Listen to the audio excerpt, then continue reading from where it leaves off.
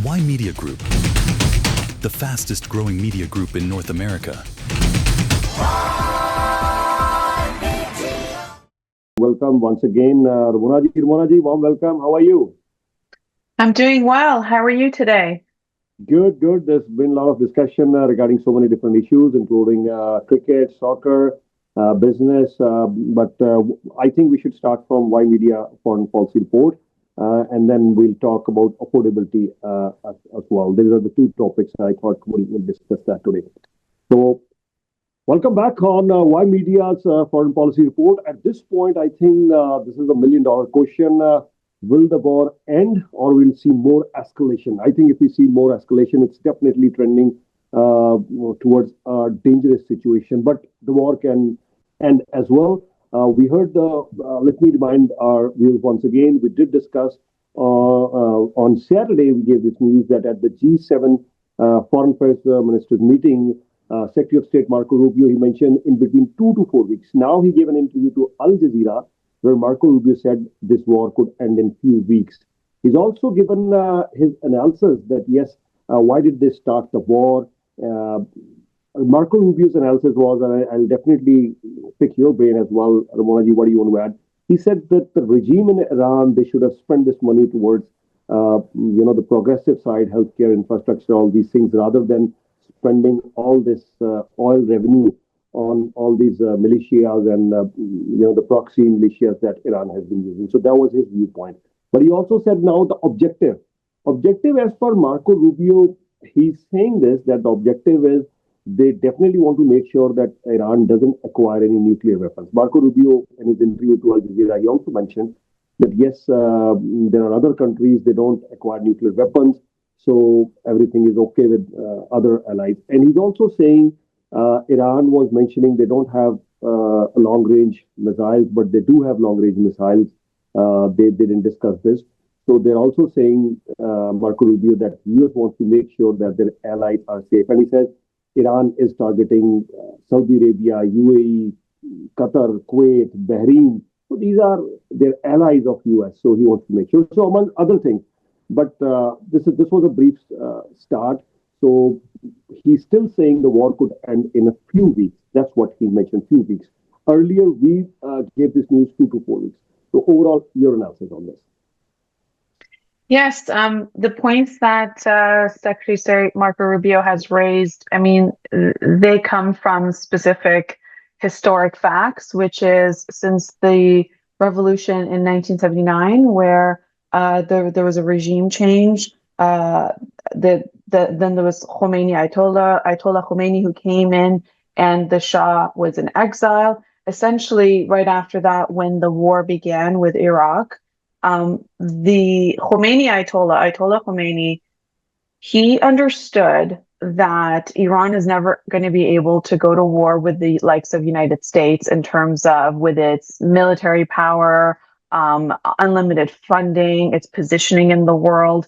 And given that Israel is an ally, close ally of the United States, it put it into the same compartment in terms of there's never going to be a fight that's going to be waged on them directly. So what Ayatollah Khomeini, in terms of the strategy that they came up with, is they saw Iran as, of course, it's an oil-rich nation.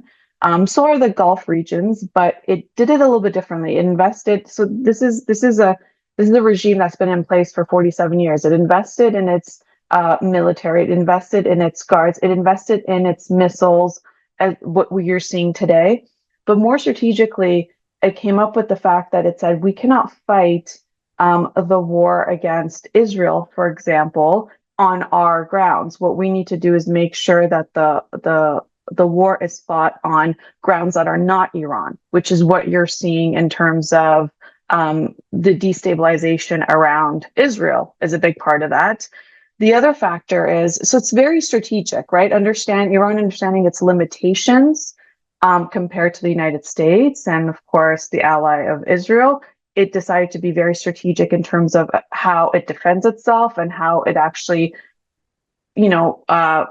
puts the whole basis together for the war that we're seeing play right now for a few weeks, which is what was underestimated by, I believe, President Trump. I believe Israel understood this would be the strategy because they're in the region. They understand the region a lot better. But I think for President Trump, this is something that he's learning as he's escalating. And given that he is, he's the chief in charge who's able to do what, the country is going to do. And if the people around him give him a certain advice that this is going to be like Venezuela, you go in, you change the regime, you take the oil, you're a hero. I think that's what he believed. So he was, I think, misled by the stuff that he was hearing from his closest ally, Israel, as well as the people that are around him, because it's showing based on, how he's speaking about this war so far. So given that Iran's strategy was to make sure that the war is outside of itself, which is what we're seeing with what Israel's dealing with right now with Hamas, with the Houthis and all of that. And then the second point to that is that Iran understands that it has the Strait of Hormuz, that none of the southern GCC countries like Saudi Arabia, UAE, Oman, they're not going to do anything about it in terms of going against Iran because militarily they just cannot compare. And that's their downfall in terms of that they've relied on the United States all these decades to be able to come to their aid. That's why they have the military bases. And so far they're seeing, United States isn't really doing what they're supposed to be doing when it comes to those southern countries in the GCC as their allies. And so now you have Iran closing up the Strait of Hormuz, which is taking the gas prices very high, only allowing certain countries through. So it's destabilizing regions for there to be pressure in the United States. And at the same time, you're seeing the missiles go into, hitting the US bases. So that's also infrastructural problem for the GCC's nations that they believe will also put the pressure on the United States. And so what it appears is that it's a war that was started by the United States and Israel to hit Iran, but now Iran seems to be calling the shots and the United States seems to be reacting to it. And Iran seems to be changing the goalpost of, where the conversation's going, as well as, how the United States will retaliate. And so this is what you're seeing. And that's why it's a little bit confusing because now you have all of the Trump administration having to change their talking points and really admitting that now Iran seems to be leading where this war is going. And Iran did say that they're going to keep increasing the pressure on a global impact, right? Because this impacts our entire global economy to the point where eventually there's some sort of a ceasefire. And we know that, Iran will keep pushing until the United States decides that they're going to put boots on the ground. And that is not going to end so well for the United States either, because it's just to be able to go into that terrain, it's unknown. How many more troops are you going to send there? It's going to escalate. And this is a president that seems like he does not like long-term wars. He likes to have quick wins. Does he have the attention for a long time war? Because we've seen, in the past year, his attention changes. Like we saw what happened with the tariffs, right? When he was on a specific country, you knew that everything, de-escalated as soon as his attention turned to another country or another issue. So is he a type of president that's going to be a war president? He did want to win, a peace prize. So is he going to be a war president? And this would be a long-term war. And does he have the patience, the dedication, the whereabouts to do that? And also, he's always had fall guys like Pete Hegseth. He's probably going to be the fall guy if this doesn't go well either. So I could see, President Trump trying to find an off ramp. Now, the question is he going to be able to come to terms with his Israeli counterparts in terms of what they want to do? Because if you notice, as soon as the war started in Iran, you had Israel move in to southern Lebanon, right? And so when we're talking about boots on the ground in Iran, that does not mean Israeli military. That's only American military. So that's also the big differentiation here, too, in terms of where Israel's putting its resources while it's keeping the entire region busy with Iran as well as the United States. Yeah. You know what? I want to take a step back once again. You just touched on that one. We'll come back. The current thing, will this war escalate or not? I just wanted to ask you one thing. That when Marco Rubio, the U.S. Secretary of State, when he's mentioning that Iran should have used this opportunity. You're talking about 1979 revolution. Of course, there was a war right away. And Iraq forced a war on Iraq. Iraq thought that, yes, we'll do good. So they launched an all-out offensive on Iran. But then even after that, I mean, it's been almost a good 47 years now. So in the last 47 years, did Iran use those resources to the best possible outcome? Because Iran is rich in all those revenues, oil resources. Canada has used those oil resources, so many other countries, and there are so many Middle Eastern countries. I mean, when you said yes, it has to strategically position itself against Israel. Why would you want to strategically place something like that? Like we saw the 1967 war, the 1973 Yom Kippur. So there were so many wars. Like Egypt. Egypt doesn't fight with Israel anymore. There are other countries who made UAE, sign the Abraham Accord. I'm sure Saudi Arabia doesn't officially want to fight. Qatar doesn't want to fight. Here was Iran. I heard that, yes, even the leadership of Iran, death for Israel, death for USA. So why would you want death for a full country, Israel, death for USA? That is my question. I could be wrong. Please go ahead. Yeah, so I want to clarify one thing. Me talking about this in an objective manner doesn't mean that I support the regime, right? But it's a difference between the Iranian people and the regime, and what the Iranian people have gone through under the regime for the last 5 decades almost, as well as the Iranian population, what they're going through in this war. So I'm speaking very objectively about it from the point of your question, not defending a specific regime or not. Now, the question there is, yes, Iran has invested in this infrastructure. If you were to go pre this war, you'd see a massive construction of highways, bridges, airports, hospitals. We know that this is a nation that is highly educated, almost 97% literacy rate. This is also a nation that, when it comes to computers and technology, they're there. I mean, the latest hacking of Kash Patel's personal emails, Iran took credit for that. And I don't know if you've seen what's been spread online with Kash Patel's videos and all of that. So, you do have a highly educated population, infrastructure there. It is a rich country in terms of its heritage, in terms of, sciences, poetry, everything else.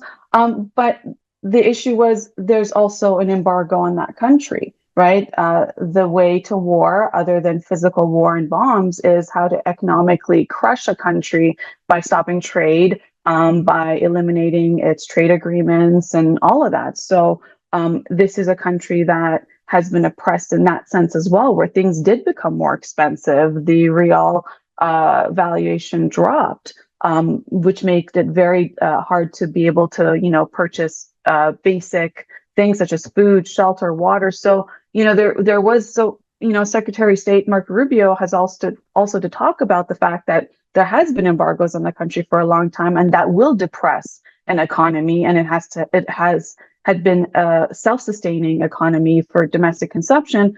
And so, that is a point there.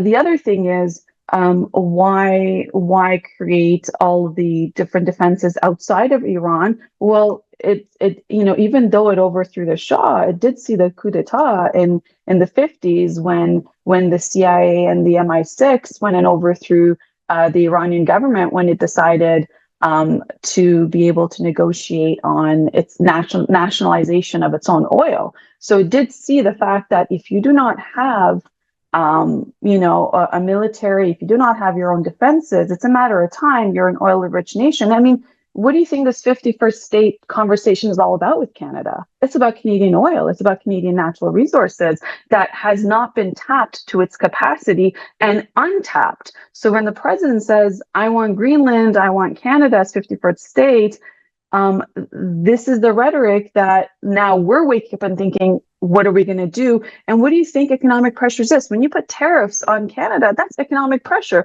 What happened to Ontario? What happened to the jobs in manufacturing? What happened to the jobs in auto industry? That is depressing us, right? We're seeing the collapse of that when you had massive layoffs here in Ontario and plants closing, which led to people, holding back on purchases, home purchases, investing. What do you think this depression is? We're just, infants in what we've seen the might of the United States. do when it comes to economic pressure and when it comes and talks about your natural resources and just claiming it by calling and by changing their territory. So, it's cute for Marco Rubio to talk one-sided about, why not invest in your infrastructure, completely, not talking about the realities of when a big nation like the United States decides it wants your natural resources, it decides it's going to do a coup d'etat, it decides it's going to take over your military, it decides it's going to do whatever it wants, or decides it's going to go to a war just because Israel has wanted to. And we know that Israel has a greater Israel project. That's why it's pushing itself out to the Litani River when it comes to southern Lebanon. And I can talk about the facts of what's going on with that specific war. So, what we're hearing them talk about, Canada got a nice taste of it. Not nice, but what I'm trying to say is in the last year, what do you think's happened to us? And that's why you have Prime Minister Mark Carney, going around the world. I don't know what his carbon footprint is, but he's going around the world trying to figure out a solution for Canada. Right. And that's the whole thing, because it's on high alert. Oh, wait, the biggest power in the world, when they want to take something, they just can. And that's the reality. This is, and I didn't see that interview with Marco Rubio, but hopefully the interviewer would have raised some of the things that I'm talking about so they could have had an open dialogue and more transparency. And so that's the latest. But what I can do is I can tell you what's been going on in this war up to now. So far, the latest has been that there's been coordinated strikes when it comes to U.S. and Israel on Iran, more specifically Esfahan, which is a critical region because of its military infrastructure, because of nuclear-related facilities. So you have United States and Israel. They just the latest thing is that there's been strikes on Iran, more specifically in the city of Esfahan. And that is because of the military infrastructure that's there, that is related to the nuclear-related facilities.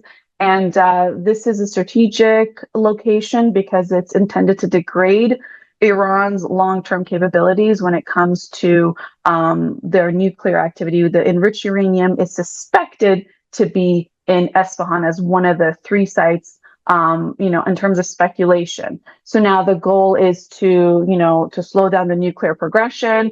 It's to reduce Iran's ability to escalate any of that further, which is now, if you notice, that's a talking point from this administration on mainstream news. So this is what we're seeing escalate. We know that in Kuwait, the Kuwaiti oil tanker was hit in Dubai. This was a large oil tanker that was carrying crude oil, and it was struck at the Dubai port. Fire broke out, and it was contained. No casualties, but what this means is this was like just an oil tanker. It wasn't like a military thing. This is, again, to Iran's point of in terms of global economic warfare, in terms of making sure that things become so expensive when it comes to oil, the dollar dropping, inflation rising. That also means interest rates, which were on the verge of, continuously being cut, that would be stopped as well. So this is a global thing that Iran has been doing. And of course, when you have the Strait of Hormuz has been limiting its tanks, now Iran is doing a toll. So it's now not only is it making more money on the oil that it's selling, now it's making money on the toll that the ships will have to pay countries, will have to pay to pass the region. So this is another thing where the United States is sitting and thinking, like, what are they going to do about it? And if they escalate, then this is going to be a much greater conflict. Yeah, as you just mentioned, that's what I think everyone is worried about. If this escalates, it's going to be a much greater, much dangerous conflict here. And we've heard, the nuclear threat. I didn't want to bring the N word here, but here we are. It's being discussed in mainstream media as well, on many US channels as well. But would Israel use the nuclear weapon, or could US use the nuclear weapon? Or there could be so many other things going horribly wrong, and with every passing minute, we are witnessing casualties. Civilians are dying, and not just in Iran, but in other cities as well. So our heart goes out for all those people who are living in Iran. Not only they're facing continuous bombardment, they're losing their lives. I think 20,000 plus are injured. So thousands have lost their lives. Thousands are displaced, not just in Iran, but in so many other countries in the Middle East. So they're losing their lives, their businesses, their houses. So much at stake, and things could go, out of hand. My thing is, Pakistan hosted a foreign affairs ministers meeting recently. Egypt, Turkey were there, but then the recent activities, Pakistan's deputy prime minister and foreign minister Isakdar, he's meeting his Chinese counterpart, Wang Yi. So will they bring China into the equation? That's also a part of the discussion. So Pakistan is positioning itself as someone as a mediator, and they're saying the talks could happen as early as this week. They said that last week too, when Pakistan's Prime Minister Shahbaz Sharif, when he announced this thing, that yes, we are ready for the talks. But the question is, Iran has simply said this: okay, fine, they can do something. We welcome the regional acts, but Iran is not a participant there. Israel is not a participant there.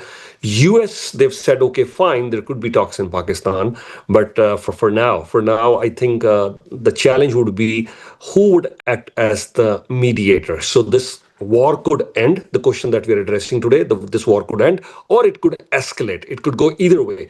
But the big question is who can be a reliable mediator. Of course, there are discussions that China could be a mediator, India could be a mediator, Pakistan is positioning itself for talks in Islamabad. Then maybe Russia, China, and India, all three of them, they get together and they talk to Trump that, enough is enough. You can claim victory. Of course, you always said that you're winning, and then they can. And all these three countries have good relationship with Iran. If there is one country which has good relationship with all the three, Israel, Iran, and US, it's India. But with Iran and I would say all these three countries have very good relationship with Iran. So I would assume, and President Trump we've already announced the date. It's on our midweek newspaper's front page as well, 14th and 15th May. President Trump is flying to China. He's going to meet him in May. So I think President Trump has good communications with China as well. So I would think, do you think of any other country other than these countries who can act as a mediator? Well, here's the thing, right? Iran was in direct talks with the United States, and then it got bombed. So any mediator has to be willing to put their neck on the line to guarantee that there will be future attacks. And how they will do that, what they will do. So who's going to be this guarantor, or nations that would be guarantors that would come and say, okay, we put a pact together that we're securing Iran's interest, this regime's interest, sorry, not Iran, this Iranian regime's interest, that it will not be attacked by United States, shy of the US military being removed from the region. If the US military is not removed from the region, so that's the other thing. And so, but you also have to look at Israel. Israel has a specific interest to make sure it depresses Iran to a degree that, it can pursue its military action of what it wants to do. Like when you look at right now, what's happening, you have Israel at war in Lebanon, and it's decided that it's going to occupy southern Lebanon. And it's so far displaced 600,000 Lebanese civilians from that area from returning. And this is a shift from, fighting a war with a terrorist group. This is now and responding to attacks like it used to do in the past. This is now saying that Israel's planning to control territory up to the Litani River. What that is that's 30 kilometers into Lebanon. That is essentially 10% of Lebanon's land. And this is a Gaza-style strategy of what we saw happen. Iran was a country that was pro-Palestine nation. And that is something that has been the case for the last 50 years. And that stance hasn't changed. And we saw, in terms of the organizations that were fighting back with Israel were sponsored. All those terrorist organizations were sponsored by Iran. It seems like we're not talking about the true aspect of this. we're not talking about what is actually happening. This is Israel has a specific plan in terms of what it wants to accomplish for the Israeli border. And Iran is a big problem in that because Iran is, through other terrorist organizations, is funding the inability of Israel expanding its borders. So any other third, fourth, fifth country can come and try to negotiate this, but I don't understand how they're going to resolve it with these specific issues unaddressed.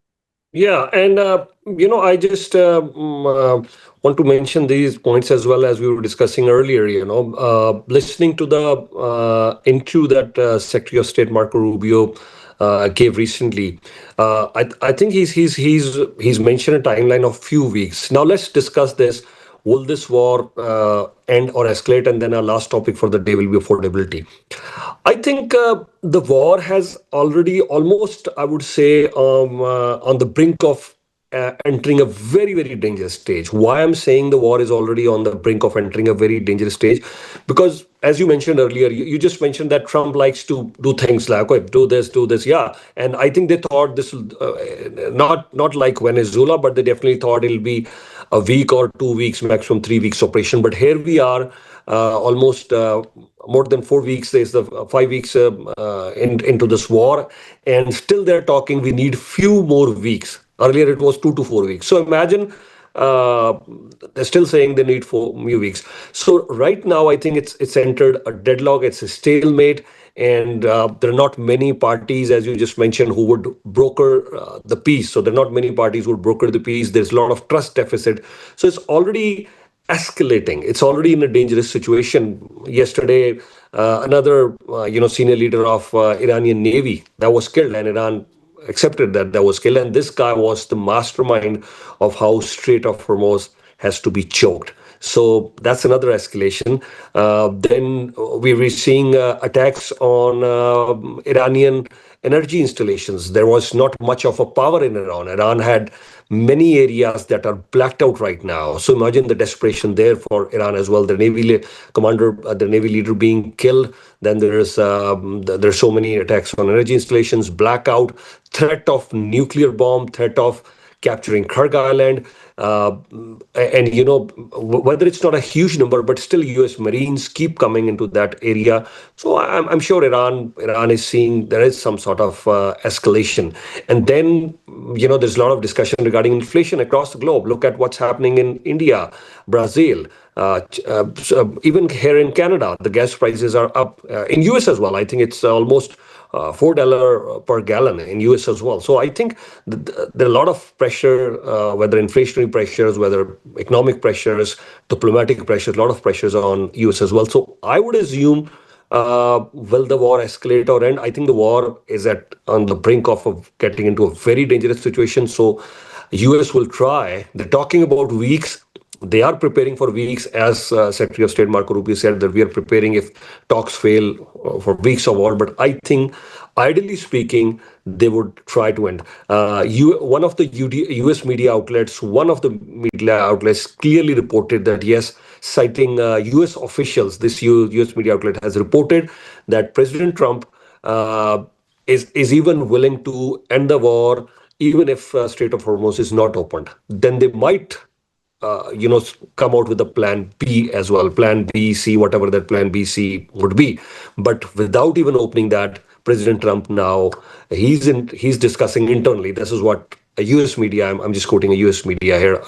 I wasn't privy to the discussion that they're having, but they're saying, yes, President Trump is willing to move out. So, or this could escalate. But I would say 70% chances that yes, this war could end in a couple of weeks. I would say 70. I will rate it 70 right now. The 30%, of course, this could get into a very dangerous situation.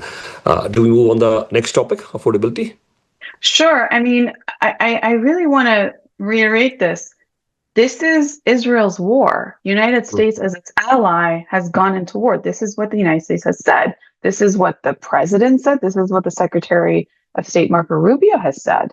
So Israel has to agree to end this conflict. And if it believes that this is enough, and if there's an off-ramp for them.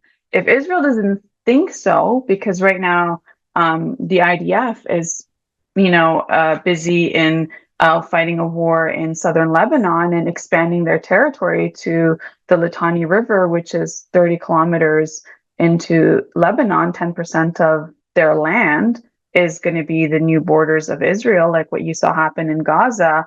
So I think, this is kind of fooling the people in a big scale, saying that this is a war that US and Iran have to, yes, this is between them, but this is really Israel's war. And this is what the United States have said.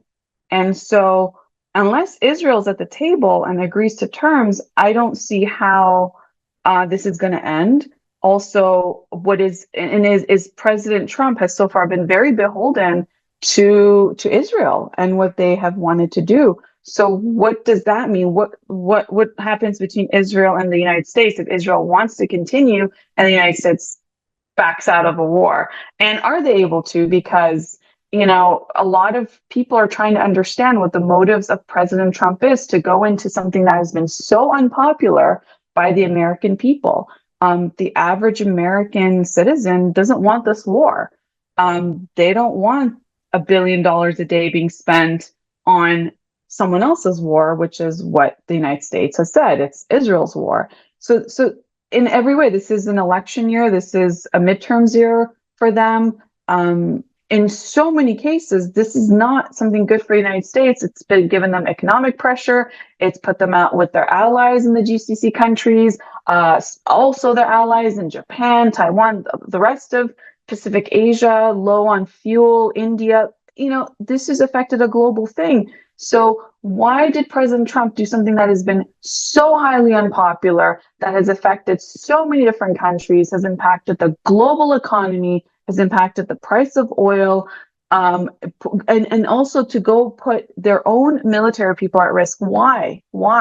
He can't answer that. We don't know the answer to that. So it's very hard from this perspective to say how they're going to negotiate if we don't even know why President Trump decided to do this. Because if he really wanted a regime change, he wouldn't have changed his mind 5 minutes later, right? To some other reason. He would have had a clear objective of what he's doing. He's not just responding.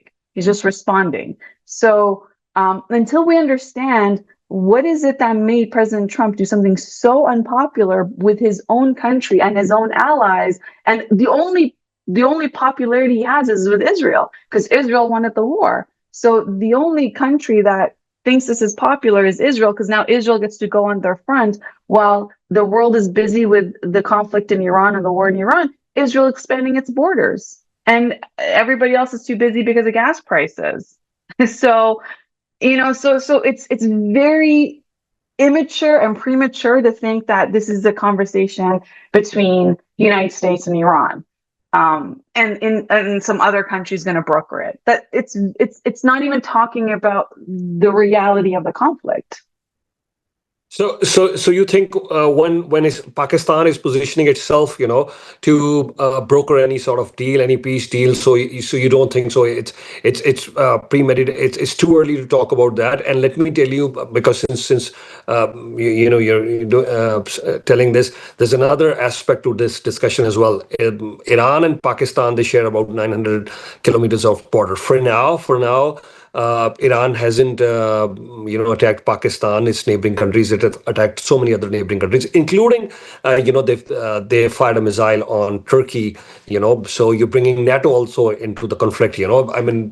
There's a clear clause: if one country of NATO is attacked, then all other countries have to respond. So Iran has to be very careful while attacking Turkey, but it did so.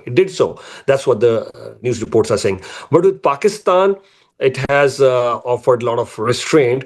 And we also know that as much as Chinese or Indian flags, they're okay and they're being let go. But even Pakistani flags, the vessels that are carrying oil for Pakistan with Pakistan flags, they're being let go for now. But we all know that Pakistan has spent millions of dollars, for efforts to get close to, because during the Biden administration, they were not that close. Of course, as much as Modi, he has close ties. Modi's my friend, great guy. We've had all sorts of praise also from Trump. But Pakistan has really created inroads into this Trump 2.0 administration, and not only just inroads, but we've heard. Trump mentioning this thing that General Asim Munir, the Pakistani general, is my favorite field marshal. So that's what Trump has made. He's brought a general into the White House for a lunch. It's unprecedented that we've seen that. So what I'm mentioning over here, there could be a time that before I'm not saying this is plan A, but definitely part of the plan could be that yes, before we enter into Iran, before we start taking Kurd Island, why don't you enter from the eastern border? You have a border, so start entering from the eastern border. Of course, create some instability on the eastern border, then we will also take over. So Pakistan, on one end, it's positioning itself as someone who, as a mediator, someone who could broker the peace. But on the other side, of course, if there would be pressure from Saudi Arabia, because Saudi Arabia has a defense agreement. So if Saudi Arabia is attacked, that means Pakistan will have to act. And Pakistan has been given loans, a lot of money, billions of dollars from Saudi Arabia, UAE. So Pakistan has taken loans for everyone, and they haven't repaid that. And their lifeline is IMF right now. So IMF and the loans from Saudi Arabia. So otherwise Pakistan's economy could collapse. And then there is pressure from US as well. So here is Pakistan, please. So Pakistan has not been hit. Again, I'm not defending the Iranian regime. We're talking about the layout of what's been occurring so far. Pakistan hasn't been hit so far is because there is no permanent US military base in Pakistan, whereas Turkey has presence of US military. About 1,700 personnel are there. So if you notice that the places that Iran has been targeting is where US military is in its own region. Pakistan is, yes, positioning themselves as a mediator because, yeah, it's in their best interest if they're able to have better relationships and the war, because obviously, like what you just talked about, their own economy and what they actually need help with in terms of aid and everything else. But do you think Pakistan would even slightly think about invasion through that ground? I don't believe so. Right now, they're getting oil. And right now, they're keeping the talks open with the United States and looking as a friendly ally to both sides. Not friendly, neutral, right? Neutral to be able to host the talks. But again, I have to go back to Pakistan could think whatever they want. The United States might think whatever they want. What does Israel want? They are the key factor in all of this. If Israel wants to continue what it's doing in southern Lebanon, well, they need to not have this war end right now and not give Iran a chance to stop defending itself and stop attacking other countries, and other countries like Saudi, UAE, Oman, the rest of them having to defend themselves in return. So while that conflict is going on, Israel is expanding its borders. So everybody can talk about it, but unless Israel agrees to this and comes to some sort of terms and says, yeah, okay, we can stop the war, Trump make the concessions, okay, Strait of Hormuz is going to stay closed, or Iran's going to now do a toll and monetize on it even more. Like, this is what I'm trying to say, is that we can't talk about what everyone else is going to do without talking about the elephant in the room, which is what is in Israel's best interest of what they want to do. Because so far we know this war was in Israel's best interest. This is Israeli war. And right now they're getting to do what they wanted to do in terms of expanding their territory by having US deal with the war front on their behalf, put US military, put US dollars, taxpayer dollars, $1 billion a day, for this war. US is not expanding their expanding their borders. It's Israel that's expanding their borders right now as we speak. So, that is the crux of this entire thing. And unless we address the actual issue, everything else is just talking points. Yeah, you're right. I mean, if you're saying Israel holds the key to this conflict, yes, in a way it does. But then I would assume that yes, US has a lot of leverage over Israel, and yeah, go ahead. Does it? Does it really? I think Because so. I think so. I think so. well, financially, yes, but why does it keep continuing Mhm. funding these wars, right? What is the, this is, and I'm just literally picking up the conversations that's been going on in the United States when it comes to all of what used to be pro MAGA is now questioning what is Trump's motive to do all of this, because U.S. is not gaining anything. It's not. Is U.S. going to gain the oil? No. Is US gonna, is it gaining territory, expanding its borders? No. Is US saving money or making money? No. you know, in every way possible, US is not in any situation that's better off before this war. So they're all wondering, like, what is it that Bibi Netanyahu has on President Trump to make him go into this level of war? Yeah, the US has a lot of leverage in terms of what it could do to stop this, but why is it not, is the question. Why did it let it escalate to this point, is the question. Why? And nobody can answer that, not even American news media, whether it's mainstream or new media, which is on YouTube with the likes of Tucker Carlson, Megyn Kelly, and all these pro MAGA people once upon a time are really questioning what is Donald Trump taking, to the point where JD Vance, who's saying he's not pro war, if you notice, he's kind of not coming into the media. So he doesn't get entangled with all of this, right? If you notice, there's JD Vance's future as president running an election in about 3 years for the top job. And if you notice, he's not getting involved in this because this is a very highly unpopular war in the United States, which people cannot understand why it's escalated to this point. Because yes, the United States can pull the plug on this, could have done it a long time ago, but it's not. We're only talking about escalation and more escalation, more escalation. So what is it that Israel has on this president or the administration or the people around him that they are being co-opted and funding a war while Israel's expanding its borders? So Pakistan and India and the rest of them can get together and have a meeting, but that's not the reason why we're in a war. Yeah. For first things first, as you just mentioned, these are entirely two different questions. U.S. Has leverage on Israel because Israel won't want US to turn its back. Why? Because you're right. First thing you already mentioned, there's funding involved there. A lot of funding is involved there. Second, from F-35 to so much other military support, US has been, there's strong defense ties as well. The most important thing that I see, US is the only one which would veto at United Nations anything which is against Israel. Anything against Israel, US would veto that. So Israel would never want to lose a partner like US. I mean, who else? I mean, right across the Middle East, there are not many friends. And US is also with the Abraham Accords. We just heard President Trump recently at Miami. It was basically Saudi Sovereign Wealth Fund event. And here is of course, there were other things as well. We'll not go into that topics today. But yes, clearly, I think the post-war scenario, US clearly wants to make sure that, yes, the Saudis, the Qataris, the UAE, Bahrain, Oman, they all are, hunky-dory, everything is good, nice, Abraham Accord, nice deals are sealed post-war scenario. They're already preparing for that. They're openly discussing that now. So Israel would not want to lose a diplomatic partner, a trade partner, a technology partner, a defense partner like US. So I think US has a lot of leverage. But to your other question, that's equally important. Then why? Then why US is not pulling the plug? That's a million. And why did it got into this war in first place? Yeah, these are very important questions.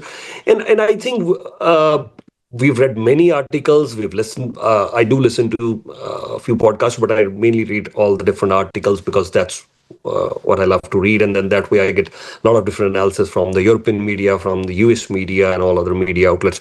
Maybe mainstream media. The reason why because mainstream media, there's less of speculation and more of fact.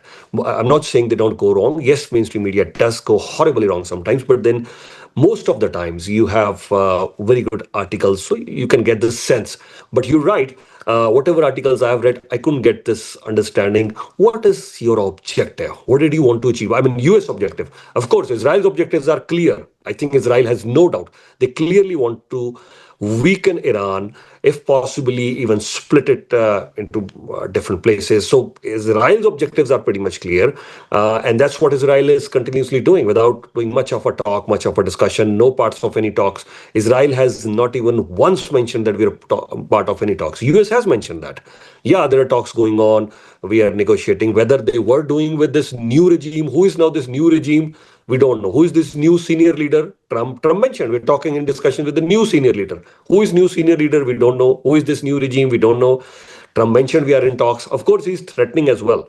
But then Israel has never said, okay, we want to end this war. So, and I will say this very clearly. For Israel, the objective is very, very clear. But US, let's see how and when they will bring an end to this war. But I think so. I think so. Again, I could be wrong. It will be US in discussions with Iran. They'll have to, yes, take Iran. US in discussions with Israel. They will have to take Israel into confidence. But it will be US who will be announcing that yes, now the war is over. I mean, Trump. Trump his style. He wanted to announce the war has ended between India and Pakistan. But India has never given the credit to Trump that he all he was looking for was credit.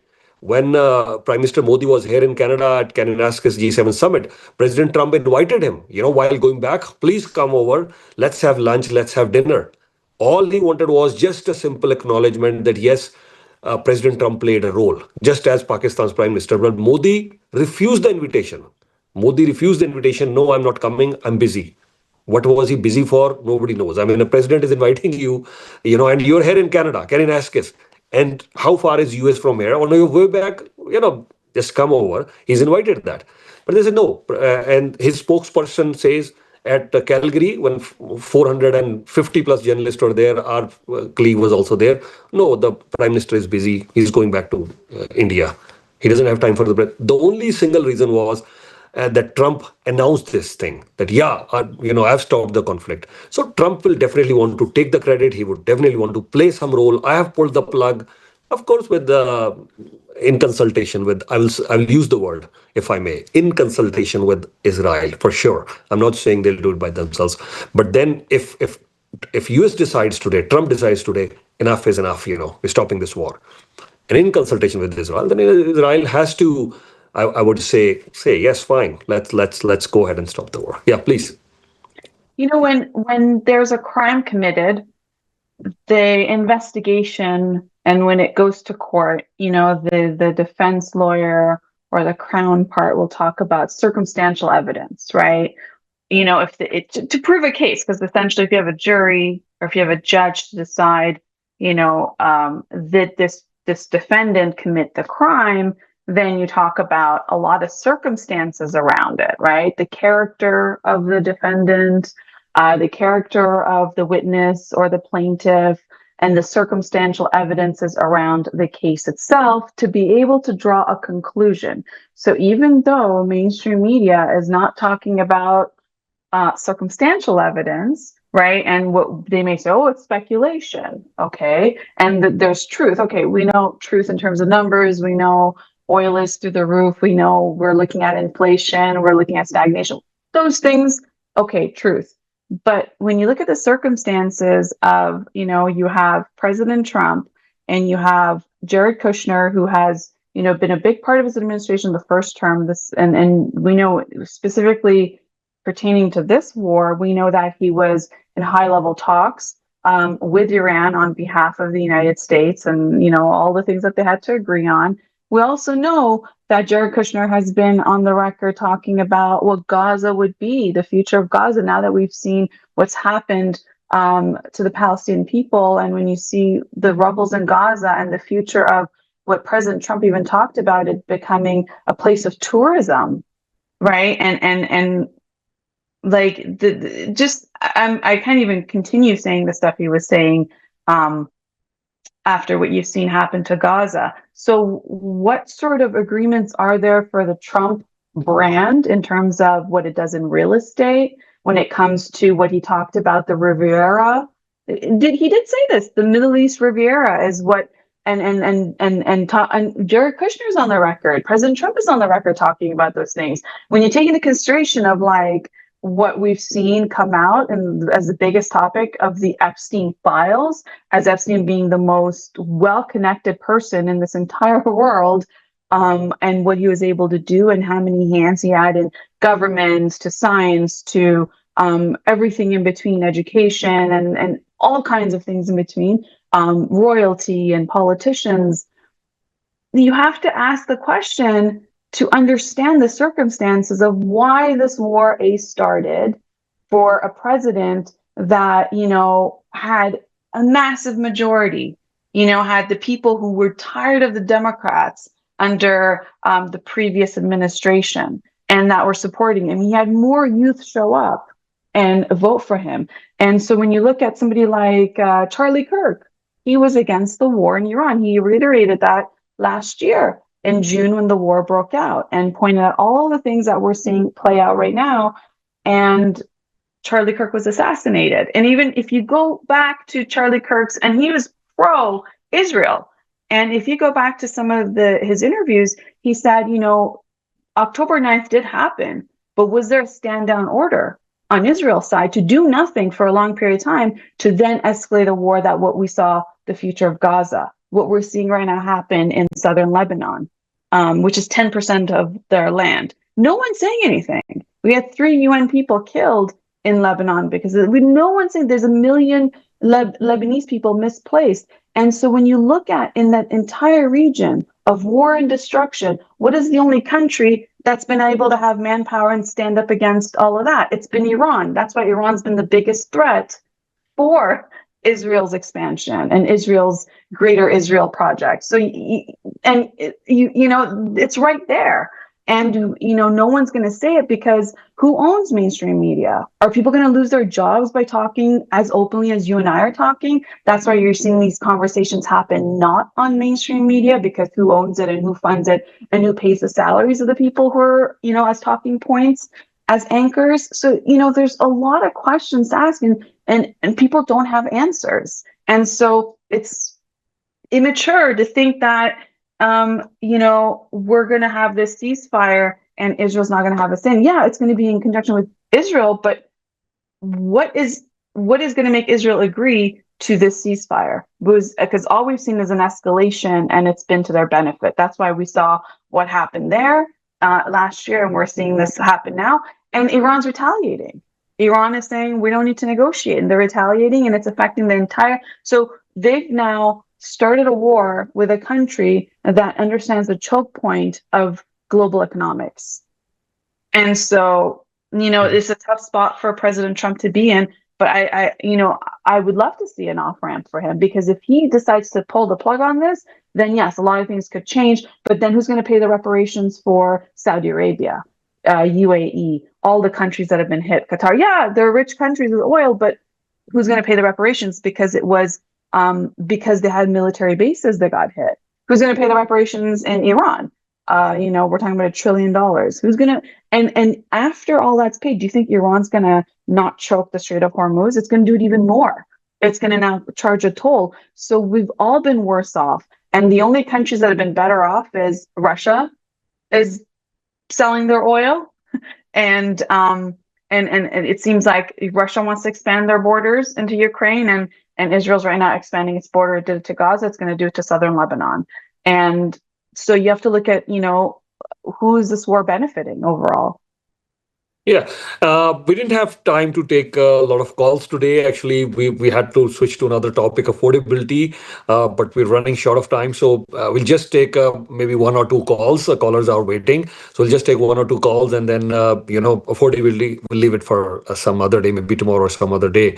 But this was very interesting discussion. It carried on. So Kvinderji, you're on the air, sir. Please go ahead. We'll just take 1 or 2 calls. That's it. Please go ahead. You're on the air. So Kvinder. My God. Everybody, you guys are asking about what is the reason. So reason is simple. I think you are journalists, seasoned journalist, and you read a lot of more than guys like me. And there is answer is straightforward. Just study the influence of APEC into American politics, and you will find out everything. What the APEC is doing in domestic American elections and how they fund the primaries and how they support the candidates, how the things are going with the help of these donor class, and how they control the media, and just study the APEC influence on American society, politics. You will find out everything. And the answer will be very clear. And there are a lot of allegations. Nothing is confirmed, but still, I hope you guys would come back and put some light on this issue of. Yeah. And America's policy, and of course there are other issues. Can be they may look secondary. Maybe China is a main adversary of America. Maybe their oil supplies, security of oil supplies to blocking oil supply to China, and maybe influence of Russia and China and Iran and the Middle East and by Iran. And so these things are maybe there. And what is still the biggest thing is the support of APEC, and that's it. APEC and APEC. And I hope you will come out tomorrow or later on, and let us see how you find out what are your conclusions. Thank you very much. If you know right now, have any idea, you can explain me. Yeah. If you have. Yeah. So, Sukhmanderji, there is no denying the fact that yes, there's a lot of different lobbyists, working in US and on behalf of the Israeli government. US already has very strong ties. So on behalf of the Israeli government, yes, there are a lot of lobbyists working over there. Israel does have a lot of influence there. The Israeli lobby is very active, very strong in US. There's no denying that fact. But is that the only reason? And as Ramona ji also alluded earlier, you also mentioned the same thing, that yes, there's a lot of influence on the media outlets. Again, we all know there's a lot of influence on the media as well. So, most of the media, I mean, Rupert Murdoch is regularly in touch with the US administration. I mean, we had Rupert Murdoch sitting there at the White House the same day when Wall Street Journal was questioning the tariffs put by Trump. And that one of the reporters did ask him that you were mentioning, Rupert Murdoch is sitting here in White House with you. Both of you are praising each other. And today, Wall Street Journal is questioning all these things.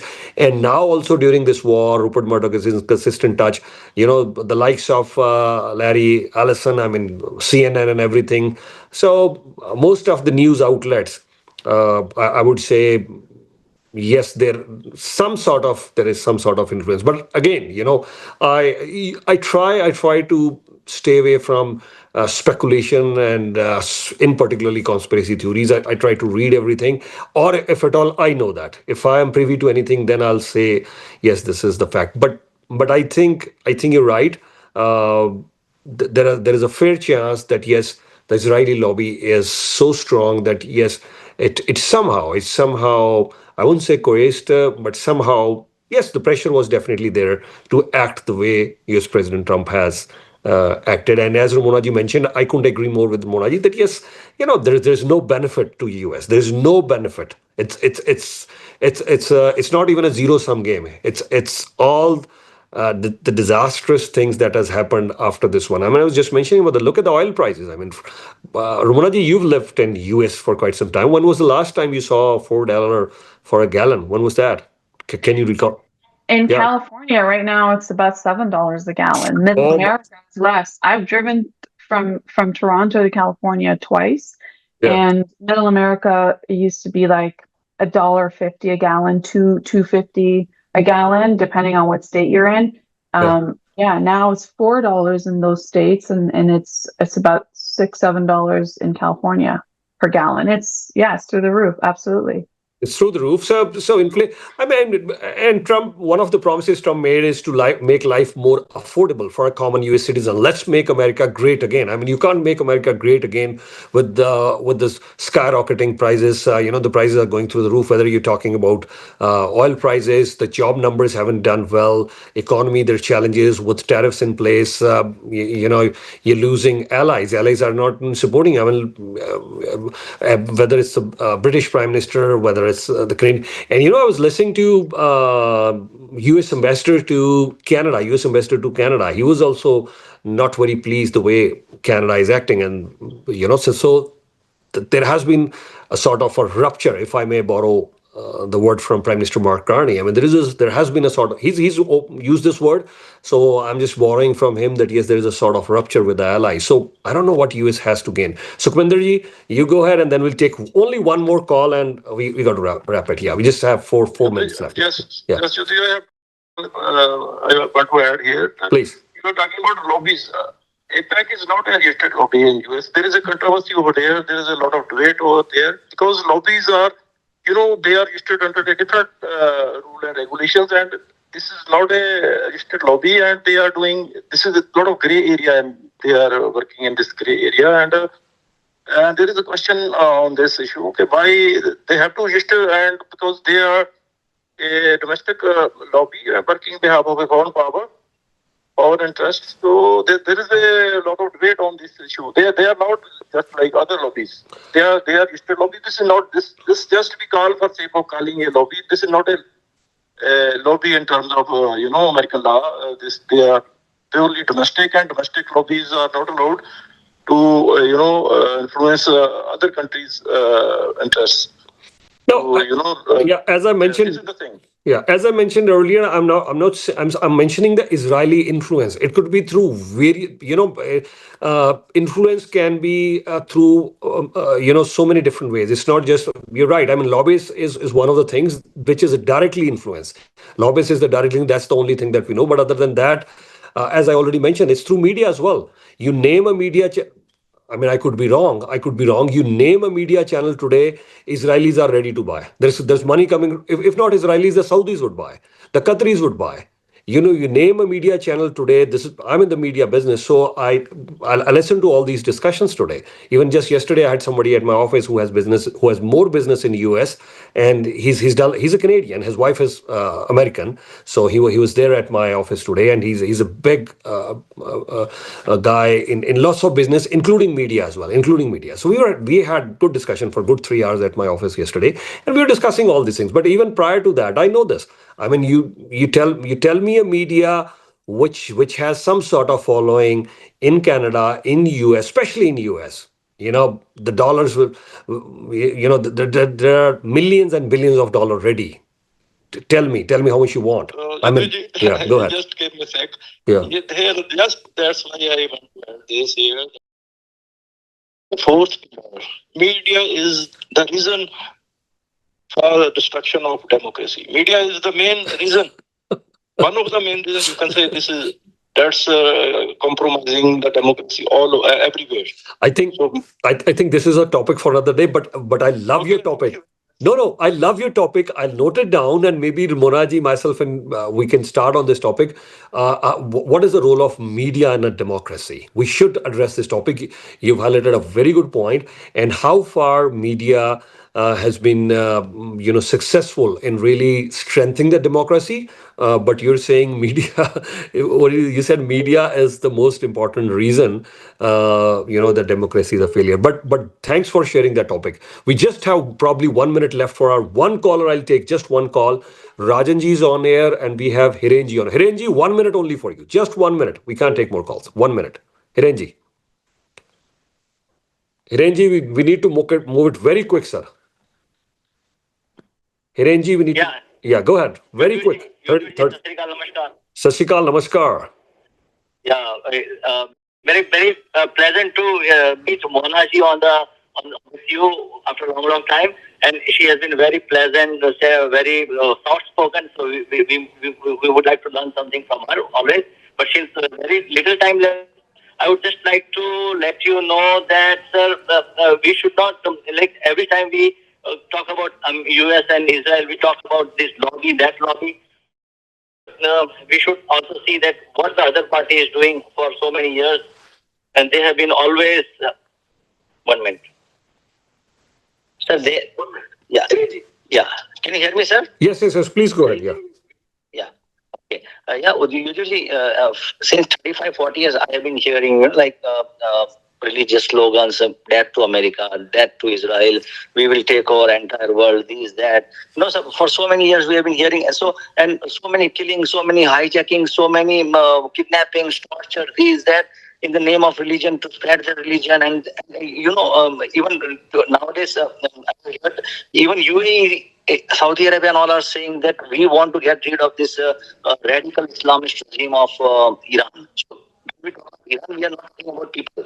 As Mona ji said, people in Iran are different and IRGC is different. And maybe I think Iranian military is also some different entity probably. So IRGC, what Israel and US is fighting is against IRGC, not against the people of Iran. They want to liberate the people of Iran. This is what they say.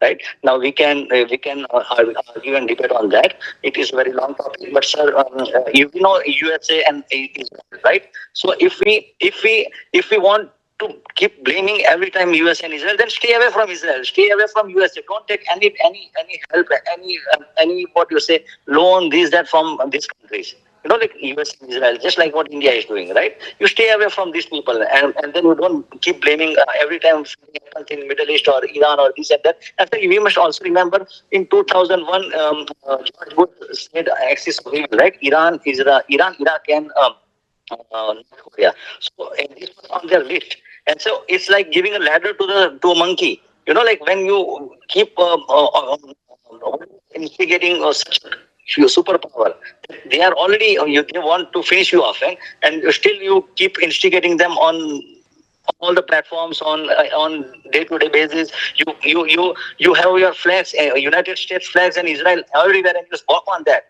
I see so many pictures on the video and all everywhere, sir. Usually, it's a long debate, but thank you for your time. Usually, I won't take long. Mona ji, you are very nice, very spoken, and very surprised to learn that you are of a mix of Indian and Iranian. So, Thank you so much. We will not be able to take any more calls, so we will carry on the discussion, in the coming days. But Ramona, your final comments. We got to go. Yes, no, thank you for that, for the input with the callers. And you're right, the sad state of all this will be is that if there is a deal reached with Iran and United States and their ceasefire, this administration will go after the people who started protesting. That's the other sad thing, that it doesn't look like there's going to be a regime change so far. It is something that the Iranian people wanted, to be able to have access to basic necessities and the oppression that's been there. I can say that because I know lots of Iranians that have fled the country because of the oppressive regime. So in a way, it's a lose-lose situation for the Iranian people who are right now being targeted in civilian areas. So that is the other sad aspect of all of this. Yeah, and I think once again we must pray for peace. Ramona, you mentioned a very important statement the other day, that wherever we go at our religious places, that's the time there's a lot of positive vibration. So we at Ymedia, this has been our strength from the last 25 years, that yes, we try to bring the communities together, and the strength has been, at least I have met people from all walks of life. They all want peace, they all want better education for their children, they all want good infrastructure, they're looking for good healthcare. That's all they're looking for. So I think Ramona ji, I'll let you finalize this thing. That was your thing, that whenever we go to any of our places of worship, whether we are going to temple, gurdwara, mosque, church, synagogue, any religious place, at that time, our energy levels are very pious, very pure, very positive. So we must send prayers for peace. And this was Ramona ji's idea. So I'll let her sum up on this one. Please go ahead. Yes, I mean, scientifically, we're master manifestors. Where our energy goes, where our thoughts go, energy flows, right? So it's really our thoughts. And that's why it's so important to have programming and time spent on positive things. And I even say, even if you don't go to a religious place, even as a family, if you sit with your family and think about what you want to accomplish for your family, and if everybody, just is able to just meditate on that, to pray on that, you would see massive shifts that would happen within what we would create as like together. And that is why when you go to a place of worship and you pray in congregation with others, the energy lifts. So it's always, praying together, whether it's within your own family for what you want for the future of your family, for what you want for, your community, what you want for your nation. And we need to do more of that, because what's happening is we're seeing, negative programming, and that almost, through fear, it actually creates the reality that we're going to see. So we can change that if we're able to actually go inwards and use community and family as a protection circle in a way. So that's a whole nother conversation, but it's very important to stay mindful of the fact that there's more of us who want peace versus the people who don't want peace, who seem to be benefiting from a war or whatever the case is. And because there's more of us, and if we have a more positive outlook on what we want to accomplish, and we focus on it, we meditate on it, and we use unity in terms of numbers, it actually will amplify a lot of things and will change the future that we want to see. Yeah. Thank you so much, Monaji, for your time. And we will carry on the discussion. That's all the time that we have today. And stay tuned with Ymedia. Thank you. Ymedia Group, the fastest growing media group in North America.